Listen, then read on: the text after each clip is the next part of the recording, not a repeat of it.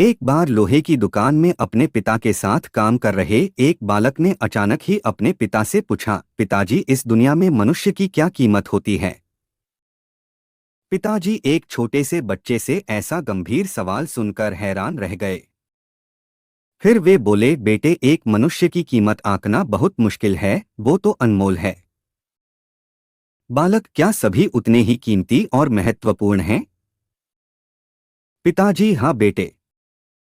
बालक के कुछ पल्ले पड़ा नहीं। उसने फिर सवाल किया, तो फिर इस दुनिया में कोई गरीब तो कोई अमीर क्यों है?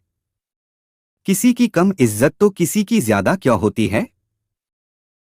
सवाल सुनकर पिताजी कुछ देर तक शांत रहे और फिर बालक से स्टोर रूम में पड़ा एक लोहे का रॉड लाने को कहा।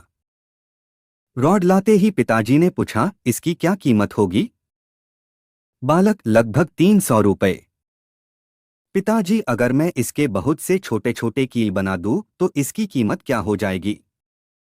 बालक कुछ देर सोचकर बोला, तब तो ये और महंगा बिकेगा, लगभग 1000 रुपए का। पिताजी, अगर मैं इस लोहे से घड़ी के बहुत सारे स्प्रिंग बना दूं तो? बालक कुछ देर सोचता रहा और फिर एकदम से उत्साहित होकर बोला, तब तो इसकी कीमत बहुत ज्यादा हो जाएगी। पिताजी उसे समझाते हुए बोले, ठीक इसी तरह मनुष्य की कीमत इसमें नहीं है कि अभी वो क्या है, बल्कि इसमें है कि वो अपने आप को क्या बना सकता है। बालक अपने पिता की बात समझ चुका था।